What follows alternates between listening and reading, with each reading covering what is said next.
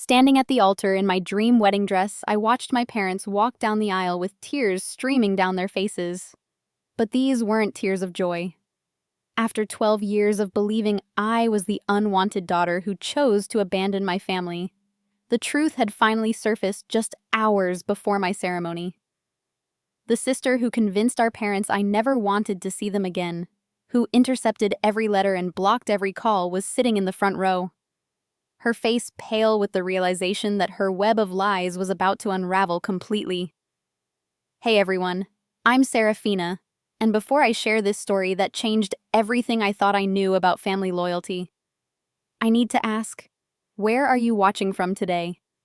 If you've ever felt like the black sheep of your family or questioned whether blood really is thicker than water, this story is going to hit different. Make sure to hit that like button because this family revenge drama has more twists than a soap opera. And don't forget to subscribe for more real-life stories that prove karma always finds a way. Trust me, you'll want to stick around for this one, because what happened next at my wedding reception will leave you speechless. Let me take you back to where this nightmare began. I was 18, fresh out of high school, and ready to start my life at Northwestern University. My younger sister Evangeline was 15, the golden child who could do no wrong in our parents' eyes. We lived in a beautiful colonial house in Westchester County, where Dad ran a successful accounting firm and Mom worked as a high school principal. The day before I left for college, something felt off. Mom barely looked at me during breakfast, and Dad seemed unusually quiet. When I tried to hug them goodbye, their embraces felt forced, almost obligatory. I chalked it up to empty nest syndrome and promised to call every day. But those calls were never returned. My emails went unanswered. When I came home for Thanksgiving break, I found the locks changed. Standing on my own front porch with my suitcase, I called Mom's cell phone. Her voice was cold, distant. "Seraphina, we received your letter. If this is truly how you feel about our family, then perhaps it's better if you don't come home." "What letter?" I asked, confused and desperate. "The one where you told us you were ashamed of our middle-class lifestyle, that you'd found a new family at college, and that you never wanted to see us again unless we could provide you with the luxurious life you felt you deserved." My blood ran cold. I had never written such a letter. I would never write such words. But before I could explain, Mom continued. "Evangeline was heartbroken. She defended you for hours, but even she had to accept that this was your choice. Don't call anymore, Seraphina. You've made your feelings clear." The line went dead, leaving me standing in the November cold, homeless and bewildered. I spent that Thanksgiving in my dorm room crying and trying to process what had happened. Over the following weeks, I attempted everything. Showing up at Dad's office, sending registered letters, even asking family friends to intervene. Nothing worked. My parents had erected an impenetrable wall of hurt and disappointment. What I didn't know was that Evangeline had orchestrated the entire thing.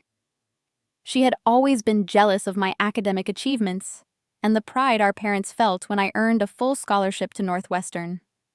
While I was away at orientation, she crafted that devastating letter in my handwriting. She had always been gifted at forgery, a talent our parents mistook for artistic ability. But the letter was just the beginning of her deception. Every birthday card I sent was intercepted and destroyed. Every email I managed to get through was deleted before our parents could read it. When I tried calling from different numbers, Evangeline would answer and perfectly mimic our mother's voice, telling me to stop harassing the family. She had studied Mom's speech patterns, her inflections, even her breathing. The impersonation was flawless.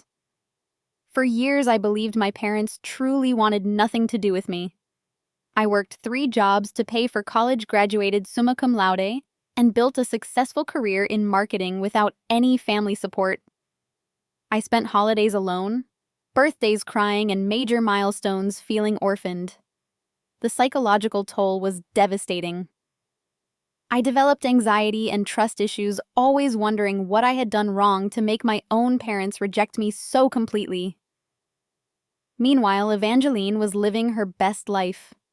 She used my absence to become the sole focus of our parents' attention and resources. When she struggled in high school, there was no high-achieving older sister to compare her to. When she wanted expensive things, there was no college tuition for a second daughter to consider. She had effectively erased me from the family equation and reaped all the benefits. The financial manipulation went deeper than I initially realized. Our grandmother had left a substantial inheritance specifically for both granddaughters' educations. Evangeline convinced our parents that since I had abandoned the family, my portion should go toward her living expenses and various failed business ventures. Over the years, she burned through nearly $200,000 that was rightfully half mine. She also poisoned every family relationship I had tried to maintain. When our cousin Marcus invited me to his wedding, Evangeline called him pretending to be me, declining rudely, and claiming I was too important to attend family functions. When Great-Aunt Dorothy tried to send me Christmas gifts, Evangeline intercepted them and told her I had returned them unopened with a note saying I wanted nothing from the family. The cruelest part was how she documented her lies. Evangeline kept detailed records of every deception. Screenshots of fake email accounts she created in my name, copies of forged letters, even recordings of her practicing mom's voice. She seemed to get a sick pleasure from the elaborate nature of her scheme, treating it like a game where the prize was our parents' undivided love and resources. But karma has a way of exposing the truth, and Evangeline's downfall began with her own greed. After years of living beyond her means on family money, she started a catering business that she claimed would make her independently wealthy. She convinced our parents to co-sign a massive business loan, promising it would be her path to success and a way to honor the family name. The business was doomed from the start. Evangeline had no real culinary skills or business acumen. She was simply used to having money appear whenever she needed it. Within 18 months, the catering company was bleeding.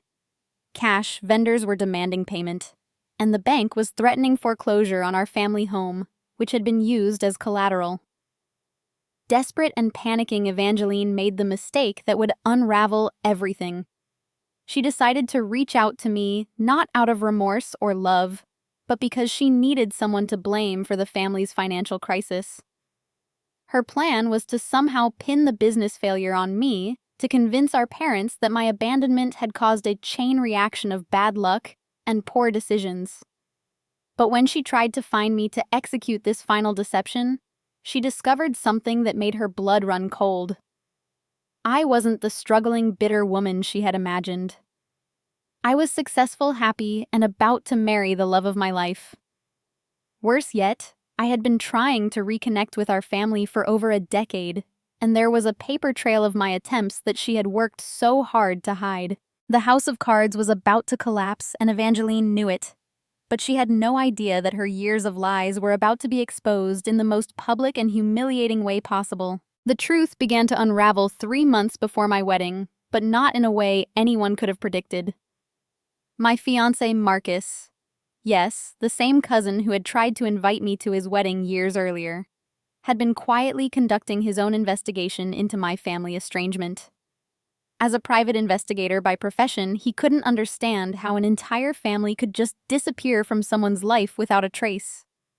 Marcus had met me at a coffee shop in downtown Chicago where I was reviewing marketing proposals for a major client. Our connection was instant and deep.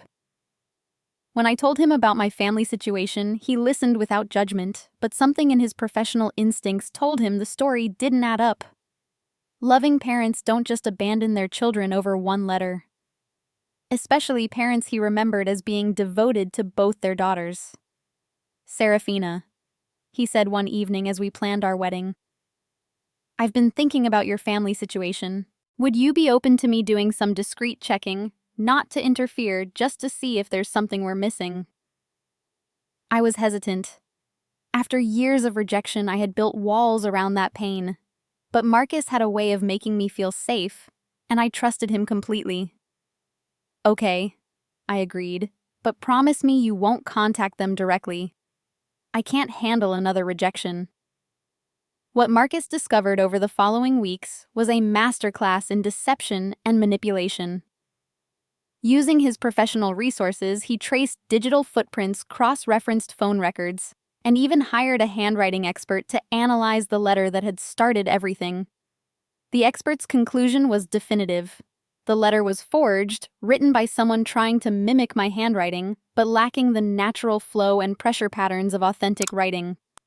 But the real breakthrough came when Marcus decided to stake out our family home. He watched from a distance as Evangeline intercepted mail, observed her daily routines, and noticed something crucial: she was living far beyond what her supposed catering business could support.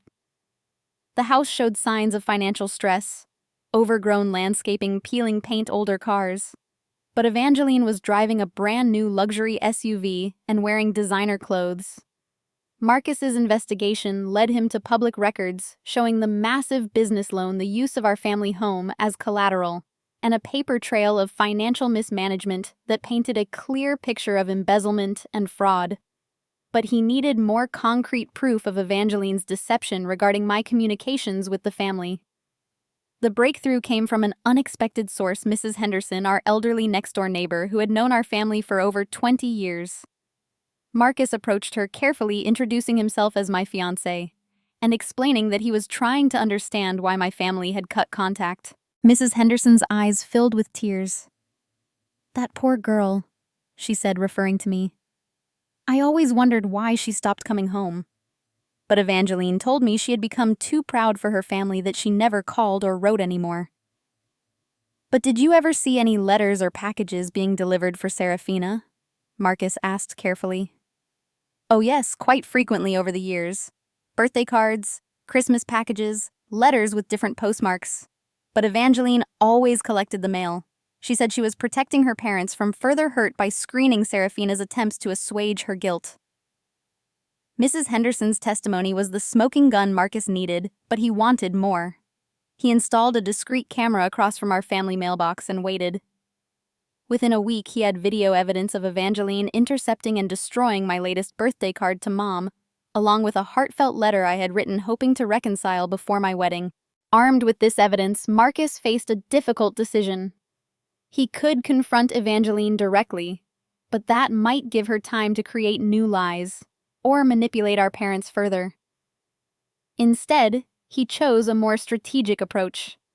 He would expose everything at once in a way that would make denial impossible.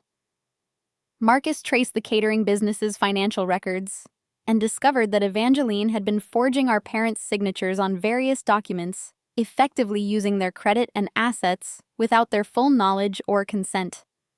She had also been collecting rent from a property that belonged to our grandmother's estate, money that should have been split between both granddaughters but had been going solely to Evangeline for years. But Marcus's most devastating discovery came when he managed to access Evangeline's laptop through a mutual friend who worked in IT. What he found was a folder labeled Project Seraphina, containing detailed records of every lie she had told, every letter she had destroyed, every call she had intercepted.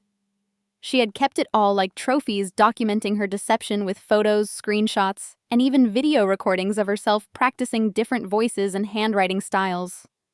The folder also contained financial records showing exactly how she had spent the inheritance money meant for my education: luxury vacations, designer shopping sprees, a failed attempt at becoming a social media influencer, and various get-rich-quick schemes. She had literally stolen my birthright and used it to fund a lifestyle of excess and narcissism. Marcus printed everything: bank statements, forged documents, photos of destroyed letters, transcripts of recorded conversations where Evangeline bragged to friends about getting rid of the competition for their parents' attention. The evidence was overwhelming and indisputable, but rather than confront the family immediately, Marcus made a decision that would change everything.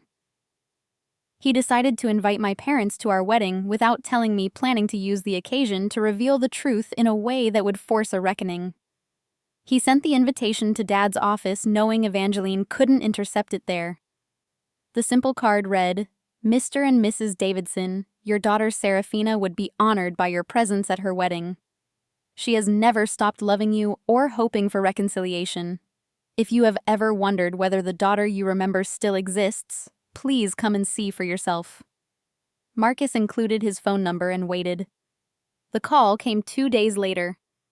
Dad's voice was shaky, uncertain. "Is this really from Seraphina?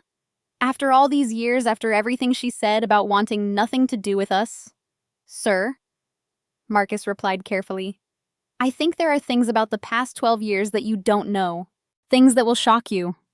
But I need you to trust me when I say that your daughter has never stopped trying to come home." The conversation that followed was the first crack in Evangeline's carefully constructed wall of lies. Dad revealed details about the original letter, about years of supposed silence from me about Evangeline's claims that I had become too successful and proud to associate with my middle-class family. Marcus listened, took notes, and then said something that stopped Dad cold. "Mr. Davidson, I have proof that everything you believe about Seraphina's feelings toward your family is a lie. Everything. And I think you and your wife deserve to know the truth before it's too late." The weeks following Marcus's phone call with Dad were filled with careful planning and strategic alliance building. Marcus knew that exposing Evangeline's deception required more than just evidence. It needed to be handled in a way that would minimize the trauma to my parents while ensuring that justice was served. Dad agreed to meet Marcus secretly at a neutral location, a quiet diner 30 minutes from our family home. When they sat across from each other in a corner booth, Dad looked like he had aged a decade since I had last seen him. His hair was completely gray now, and there were worry lines around his eyes that spoke of years of financial stress and family turmoil. "I need you to understand something before I show you this evidence." Marcus began sliding a thick folder across the table. "Seraphina doesn't know I'm here. She doesn't know I've been investigating. She's spent 12 years believing that you and your wife genuinely wanted nothing to do with her, and that belief has caused her more pain than you can imagine." Dad's hands shook as he opened the folder. The first document was the handwriting analysis of the original letter, definitively proving it was forged. His face went pale as he absorbed the implications. "This can't be right," he whispered. "Evangeline showed us the letter. She was crying when she brought it to us. She said Seraphina had left it on her bed before leaving for college."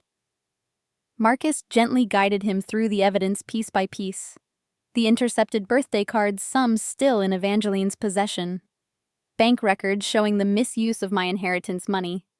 Phone records proving that many of the rejection calls our parents thought came from me actually originated from our family home when I was hundreds of miles away.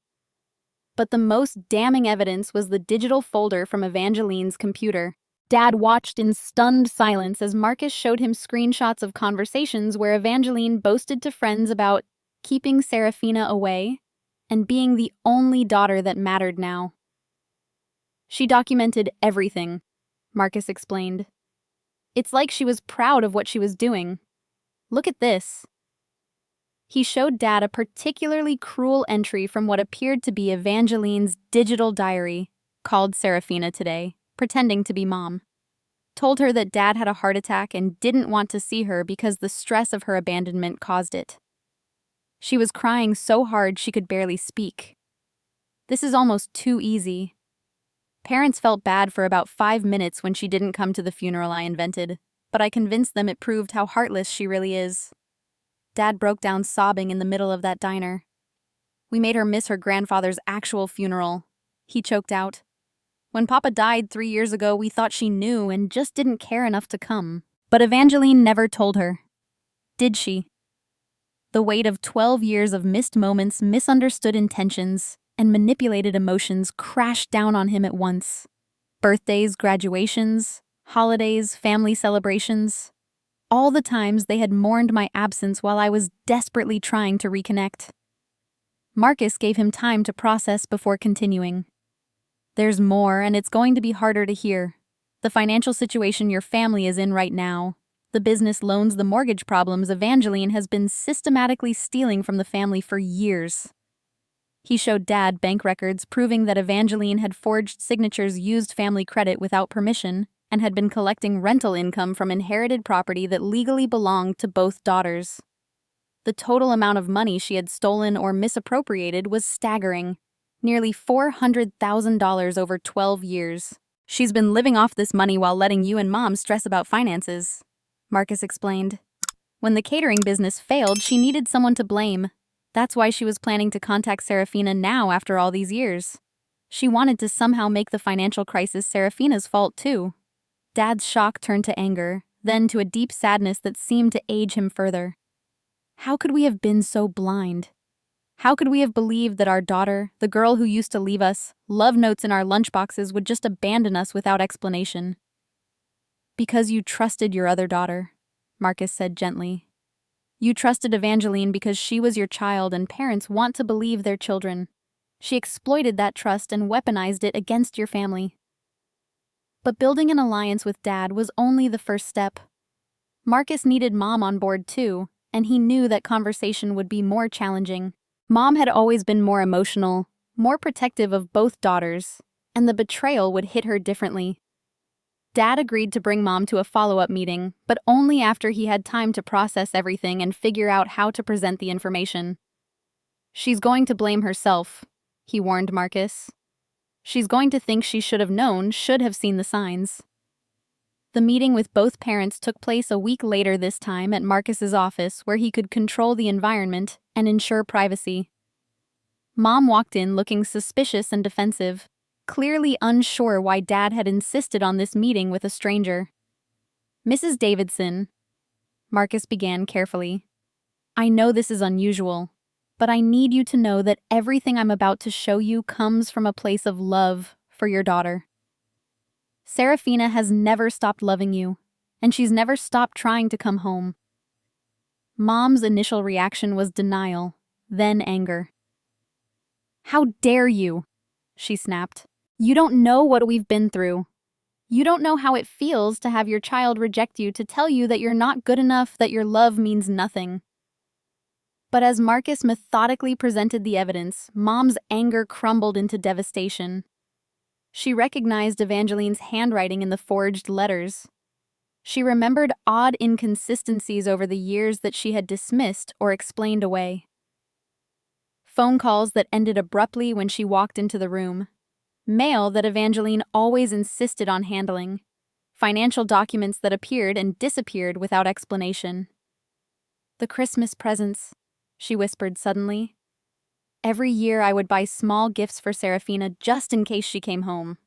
Evangeline always said it was too painful for me to have them around, that I should return them.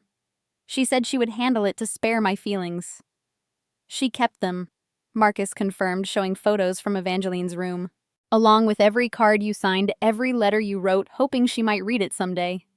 She kept them all like trophies. The moment Mom saw pictures of her own handwriting on cards intended for me, cards she thought had been thrown away years ago. Something broke inside her. She began to wail, a sound of pure maternal anguish that filled the small office. We abandoned our daughter, she cried. We let her think we didn't love her. She was 18 years old, and we let her believe she was alone in the world. Dad put his arms around Mom as she sobbed, and Marcus felt the weight of what he was orchestrating.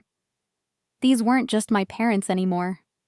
They were 3 people who had been victimized by an elaborate, years-long campaign of psychological manipulation. But Marcus also knew they needed to be prepared for what came next. Evangeline wasn't going to confess willingly, and the revelation of her crimes would likely trigger defensive behaviors that could get ugly quickly. I need you both to understand something, Marcus said as Mom's sobs quieted. When we expose this, Evangeline is going to deny everything.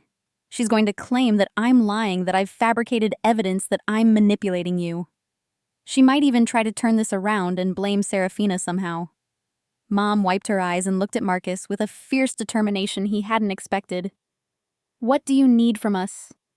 I need you to come to Seraphina's wedding, he said simply. I need you to see her face when she realizes you're there, and I need you to be ready to hear the truth about these 12 years from her perspective. But most importantly, I need you to be prepared to confront Evangeline publicly, because that's the only way this ends. Dad straightened his shoulders. When is the wedding? 3 weeks from Saturday. And there's one more thing. Evangeline has already RSVP'd. She's planning to attend. Mom and Dad exchanged a look that spoke volumes. Whatever happened at that wedding, it was going to change everything forever. The wedding day arrived with perfect autumn weather, but my nerves were frayed beyond belief. I had no idea that Marcus had been orchestrating the most elaborate family reunion in history. As I got ready in the bridal suite, my hands shook so badly that my maid of honor had to help me with my earrings. "You look like you've seen a ghost," laughed my best friend Rachel, adjusting my veil. "It's your wedding day, Sarah. You're supposed to be glowing, not terrified." I forced a smile, unable to explain the strange anxiety that had been building for weeks. Marcus had been acting mysteriously, taking hushed phone calls, and disappearing for hours at a time. When I asked about it, he just kissed my forehead and promised everything would be perfect. The ceremony was held at a historic mansion overlooking Lake Michigan. As I waited in the back room for my processional cue, I heard the wedding coordinator talking to someone outside. "Ma'am, I'm sorry, but those seats are reserved for the bride's family." "I am the bride's family," came a voice that made my blood turn to ice. "I'm her sister." Evangeline. Of course she had come. Even after 12 years of separation, she couldn't resist inserting herself into my moment of happiness. I had sent her an invitation as a final gesture of hope, never actually expecting her to show up.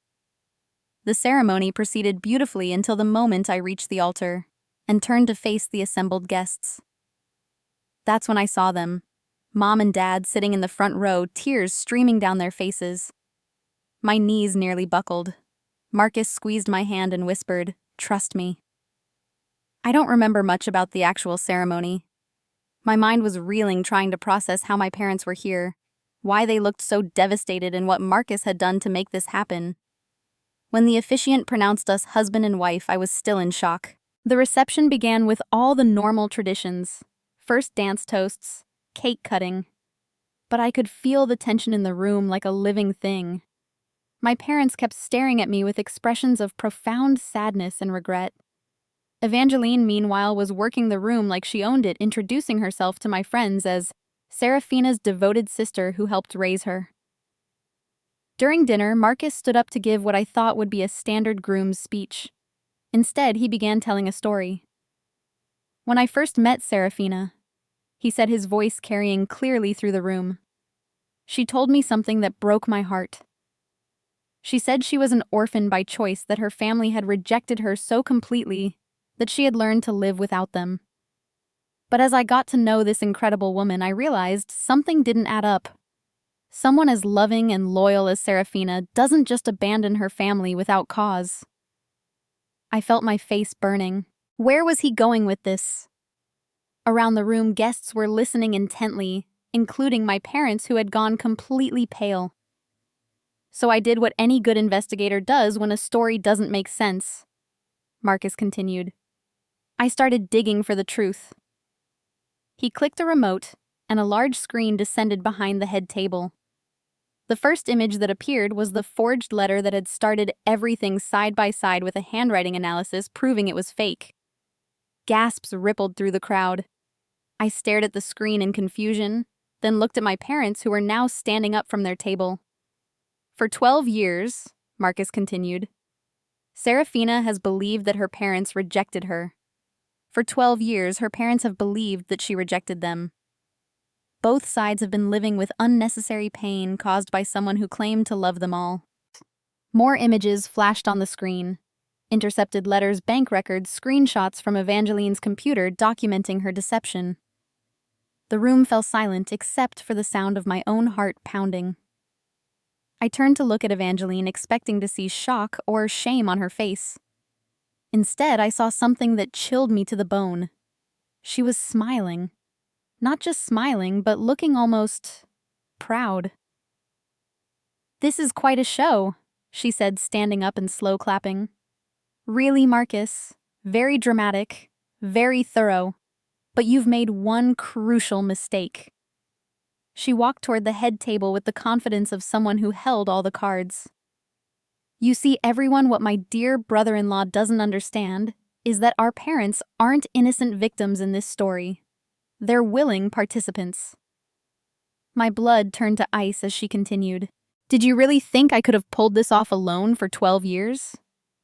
Did you think I could have intercepted every letter, every call, every attempt at contact without help? She turned to face my parents, who were now standing frozen by their table. Mom! Dad, why don't you tell everyone about our little agreement? The silence that followed was deafening. Then Dad's voice, barely a whisper. Evangeline, what are you doing? I'm telling the truth for once, she said brightly. The truth about how you both decided that having one successful daughter was enough. The truth about how you agreed that Seraphina's college success was making me feel inadequate. The truth about how we all decided together that maybe it would be better if she just went away. I felt like I was drowning, my own parents conspiring against me. It couldn't be true, but Evangeline wasn't done. You see, Sarah, they knew about some of the intercepted letters. Not all, but enough. They knew I was discouraging your contact, and they let me do it, because deep down they agreed with that first letter I wrote. You had grown beyond them. You made them feel small and inadequate with your achievements. She pulled out her phone and played an audio recording. Dad's voice filled the room. Maybe Evangeline's right. Maybe Seraphina is better off without us. We don't understand her world anymore. All those fancy schools and important internships. We can't give her what she needs. The betrayal hit me like a physical blow. Even if the letter was forged, even if Evangeline had manipulated them, there was a part of my parents that had chosen to believe I was better off without them. They had participated in my exile. Mom finally spoke, her voice shaking. That recording is from 8 years ago. We were struggling financially, and we thought maybe you really had outgrown us. But we never stopped loving you, Seraphina. We never stopped hoping you'd come home. But you stopped fighting for me, I said, my voice breaking. When your daughter needed you most, you gave up. The room erupted in chaos. Guests were talking over each other, some demanding explanations, others trying to leave. My beautiful wedding reception had become a public tribunal with my family's deepest wounds exposed for everyone to see. But Evangeline wasn't finished destroying everything. She had one more bomb to drop. Oh, and Marcus, she called out sweetly. You might want to ask your new bride about the real reason she never fought harder to come home. About the real reason she was so quick to believe we didn't want her. She smiled that same chilling smile. Ask her about the trust fund she inherited from Grandma Davidson when she turned 21. The one she never told you about. The one that meant she never actually needed our family's support. The accusation hung in the air like poison gas, and I felt every pair of eyes in the room turn to me. My wedding guests. My parents. Marcus. Everyone waiting for my response to Evangeline's final devastating claim. That's not true, I whispered, but my voice was lost in the chaos of the room. Evangeline's smile widened. Oh, but it is. Tell them, Seraphina. Tell them about the $200,000 you received on your 21st birthday. Tell them how you used that money to build your perfect life while letting everyone believe you were struggling alone. I felt Marcus's hand slip from mine, saw the confusion and hurt flash across his face. This was Evangeline's masterpiece. Even in defeat, she was finding a way to destroy everything I had built. I started, but the words wouldn't come. Because there was a grain of truth in her lie, and that grain was enough to poison everything. But then from the back of the room came a voice I hadn't heard in 15 years. That's quite enough, Evangeline. Everyone turned to see a distinguished elderly woman making her way through the crowd with the aid of a walking cane. Great Aunt Dorothy, my grandmother's sister, whom I thought had died years ago. She was 92 years old, sharp as a tack, and apparently very much alive. Aunt Dorothy, Mom gasped. We thought Evangeline told us you had passed away. Another one of her lies, I'm afraid, Dorothy said dryly, reaching the front of the room. though I've been living quietly in assisted living so I can understand the confusion. What I can't understand is why my great-niece has been allowed to terrorize this family for over a decade without consequences.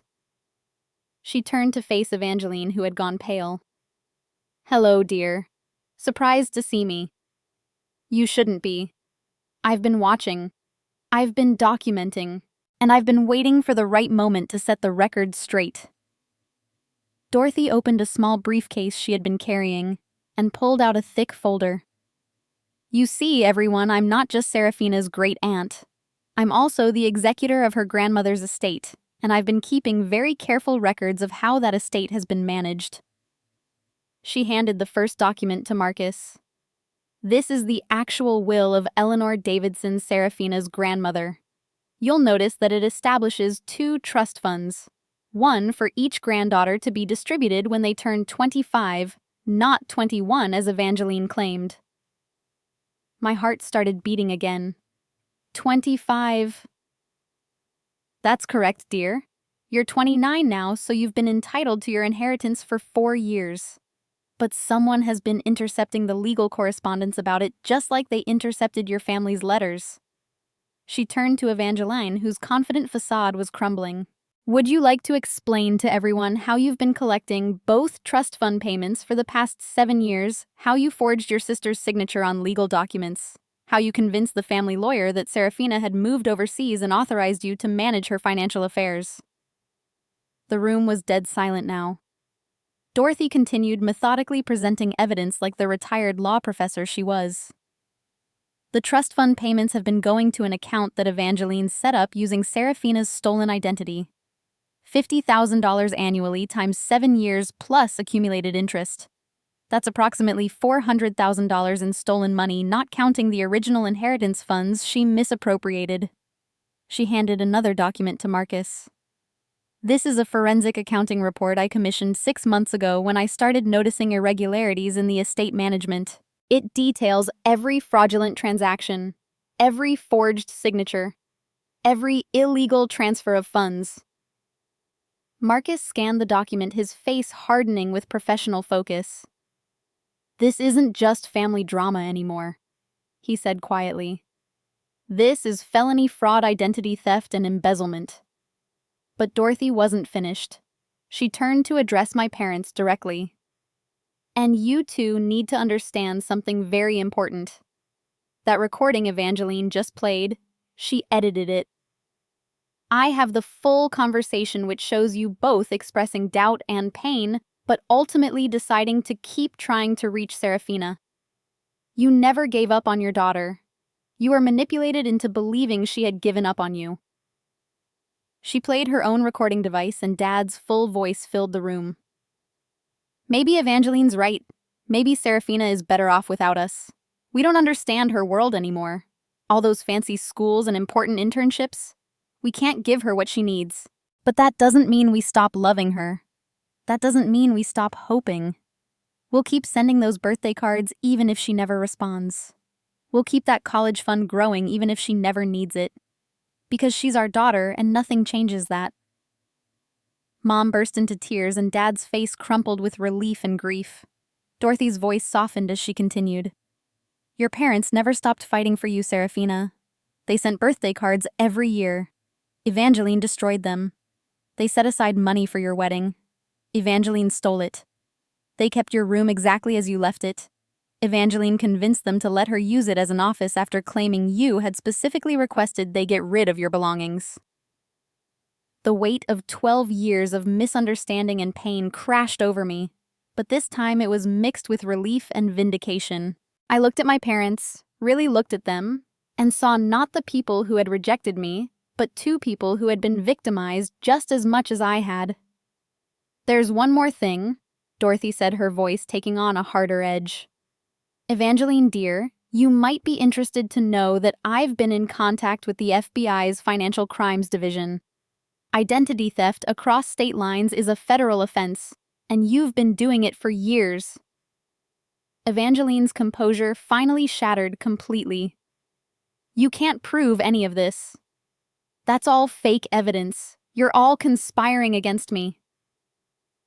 Actually, said a new voice from the doorway, we can prove all of it. Two FBI agents entered the reception hall, badges clearly visible. The lead agent approached Evangeline with handcuffs ready. Evangeline Davidson, you're under arrest for wire fraud, identity theft, mail fraud, and conspiracy to commit financial crimes. You have the right to remain silent. As they read her rights and led her away in handcuffs, the room remained frozen in stunned silence. My wedding reception had become a crime scene, but somehow, for the first time in 12 years, I felt like I could breathe freely. Dorothy squeezed my hand. I'm sorry it took so long, dear. I needed ironclad evidence before I could act. But justice delayed is not justice denied. I hugged this remarkable woman who had spent months building a case to free her family from a predator. How did you know to come today? She winked. Your husband called me last week. Smart man you married. He knew this confrontation needed witnesses, and he knew you'd need an ally who couldn't be manipulated or intimidated. As the FBI finished their work and the last of the shocked guests filtered out, I found myself standing with my parents for the first time in over a decade, finally ready to begin the long journey of healing our family. 6 months after the wedding that became a federal crime scene, I sat in a courthouse watching Evangeline receive her sentence. The judge was thorough and unforgiving. 8 years in federal prison for fraud, identity theft, and conspiracy, plus full restitution of stolen funds and court costs. The woman who had once controlled our entire family through lies and manipulation looked small and defeated in her orange jumpsuit. As the bailiffs led her away, she turned to look at our family one last time. The hatred in her eyes was chilling, but it no longer had power over us. The months following her arrest had been a whirlwind of legal proceedings, family therapy, and slow, careful healing. The financial restitution from the trust fund helped my parents save their home from foreclosure. Dad was able to pay off the business loans that had been crushing him, and Mom could finally retire from the job she had been working past retirement age to make ends meet. But the money was never the real issue. The real work was rebuilding trust and learning to be a family again. Those first conversations with my parents were the hardest things I had ever done.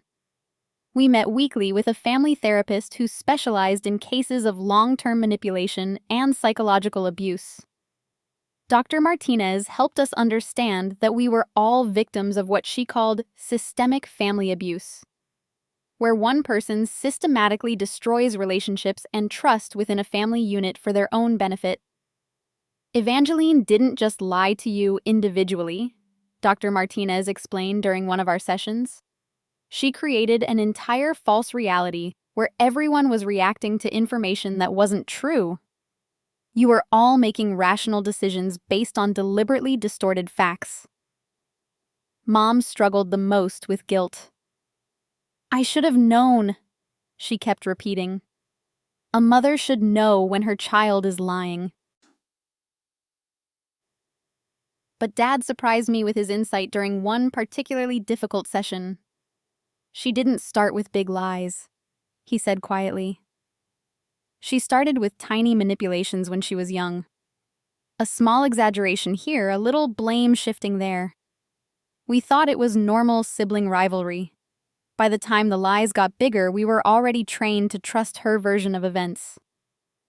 The process of rebuilding our relationship was slow and sometimes painful. There were moments when old hurts surfaced, when the weight of lost years felt overwhelming. My parents had missed my college graduation, my first job, my promotions, my engagement. I had missed Dad's heart surgery, Mom's retirement party, and countless family gatherings. But we also discovered something beautiful in the process of healing. We learned that love doesn't have an expiration date, and that family bonds can be stronger after they've been tested and consciously rebuilt. Marcus was incredible throughout the entire ordeal.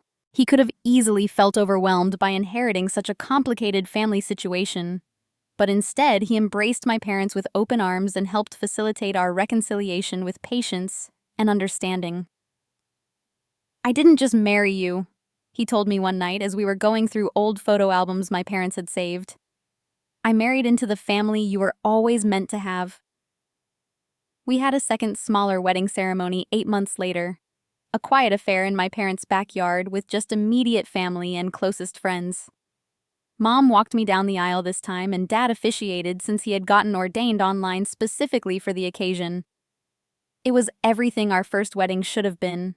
Intimate, joyful, and filled with people who genuinely loved us. Great Aunt Dorothy became one of my most treasured relationships.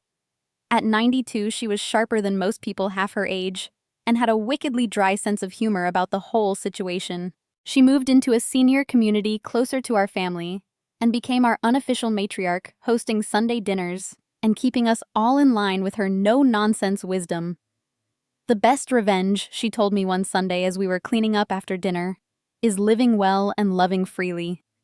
Evangeline spent so much energy trying to destroy your happiness that she forgot to build any of her own. The legal proceedings also revealed the full extent of Evangeline's deception to the extended family.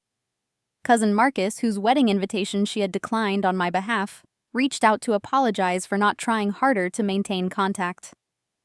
Other relatives came forward with their own stories of strange interactions with Evangeline over the years, pieces of a puzzle that finally made sense. We learned that she had been systematically isolating me from everyone who cared about me, not just my parents. She had told different lies to different people, carefully crafting narratives that would make my absence seem reasonable and my character seem flawed. But perhaps the most healing part of the entire experience was watching my parents rediscover their pride in me. They attended every work event they were invited to, bragged about my accomplishments to anyone who would listen, and became my biggest cheerleaders in a way I had never experienced as an adult. "We missed so many years of being proud of you publicly," Mom said one day when we were looking at my marketing awards. "Let us make up for lost time." The financial crimes conviction also led to civil lawsuits that recovered most of the stolen money plus damages for emotional distress. The settlement was substantial enough that I was able to start the scholarship fund I had always dreamed of, helping first-generation college students who had been cut off from family support. A year after Evangeline's sentencing, Marcus and I bought a house with enough space for a large family and frequent guests. My parents visit every other weekend, and we host holiday celebrations that are loud, chaotic, and full of the love we lost for so many years. I still have moments when the grief of those lost years hits me unexpectedly. I'll see a father walking his daughter down the aisle in a movie, or hear a song that reminds me of my college graduation day when I sat alone because I thought my family didn't care. The sadness comes in waves, but it's balanced now by gratitude for the family I have today.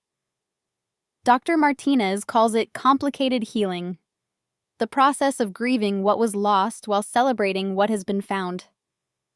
We're not the same family we would have been if those 12 years hadn't been stolen from us. We're different, maybe stronger, definitely more intentional about our love for each other.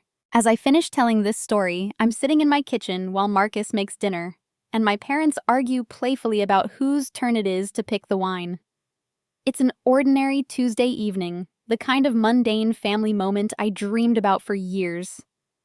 Evangeline gets out of prison in 6 years. We've all agreed that when that day comes, we'll be ready with boundaries, security systems, and legal protections in place. But we've also agreed that we won't let fear of her future manipulations rob us of the joy we've found in each other. So here's my question for all of you who've stuck with me through this crazy family revenge story. Have you ever had someone in your life who tried to poison your relationships with people you loved?